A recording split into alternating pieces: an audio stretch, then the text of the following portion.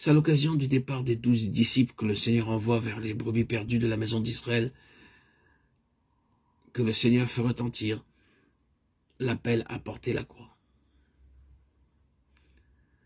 Matthieu 10, 38, 39, celui qui ne prend pas sa croix et ne me suit pas n'est pas digne de moi. Celui qui aura conservé sa vie la perdra, et celui qui aura perdu sa vie à cause de moi la retrouvera.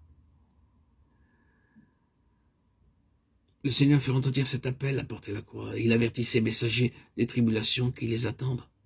Les ennemis d'un homme seront les membres même de sa famille, dès que les droits du Christ s'opposeront à la volonté des siens. L'heure viendra que les difficultés surgiront et qu'il faudra faire un choix entre ce que Dieu demande et ce que veulent les parents. Peut-être un père, une mère. L'épée est là, qui va faire son œuvre de séparation. Obéissant à l'appel, le disciple prendra la croix et suivra le Seigneur jusqu'au crucifiement. Même si la décision prise élève une barrière entre lui et les siens en provoquant la discorde et la mésintelligence. Nous sommes tellement habitués à comprendre l'expression « prendre sa croix » dans le sens d'être préparé aux épreuves de cette vie qu'il y a danger à ce que nous oublions le sens original, qui est de se préparer à aller jusqu'au crucifiement. Telle fut la part du Seigneur, lui qui a ordonné d'honorer père et mère, dut prononcer un jour ces paroles sévères. Qui est ma mère et qui sont mes frères? Alors que ceux-ci, croyant qu'il tombait en défaillance, le faisaient appeler, ne comprenant point que les affaires de son père devaient avoir le pas sur toute autre chose. Placer Christ avant la famille, avant les droits familiaux divise. Et ces divisions entraînent une souffrance intime, profonde, qui est bien comme une épée transperçant l'âme. L'élément charnel, psychique de l'affection est alors détruit. L'âme purifiée s'ouvre à l'amour divin sous l'action du Saint-Esprit. Et ceux qu'elle aime, elle ne les aime plus pour elle-même ni pour eux-mêmes, mais pour Dieu et en Dieu. La vie inférieure a fait place à une autre vie, d'ordre supérieur. L'âme avec sa personnalité et sa capacité subsiste. Maintenant, elle reçoit l'impulsion de l'Esprit de Christ. Dernier Adam qui habite l'Esprit au lieu d'être animé de la vie animale héritée du premier Adam. 1 Corinthiens 15, 45-48.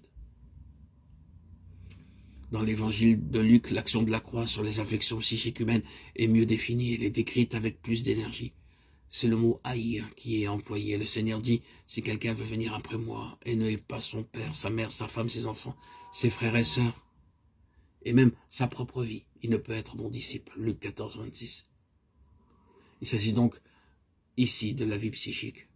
Dans le passage de l'évangile de Matthieu, il est surtout question de choix, de préférence, de première place. Le Seigneur fait appel à la volonté. Il faut choisir entre lui et les membres de la famille et lui donner la première place dans le cœur, sinon le servir est impossible.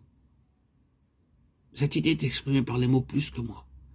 Mais dans Luc, c'est surtout sur l'action du disciple que le Seigneur met l'accent. Une décision virile concernant l'élément naturel psychique des affections.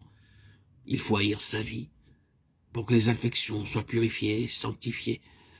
Le disciple qui veut suivre pas à pas le Seigneur haïra donc sa vie psychique, pour que, dans le domaine des affections, elle soit séparée de l'esprit. En échange de cette vie qu'il perd de propos délibérés, le disciple trouve une vie plus pure, plus puissante dans le domaine spirituel. Il est fait participant de la vie de Christ, et il connaît à son tour cet amour insondable dont Christ a aimé le monde. Amour pur, désintéressé, où le moi n'a plus de place. Et c'est de cette façon en Christ qu'il aime à son tour les siens.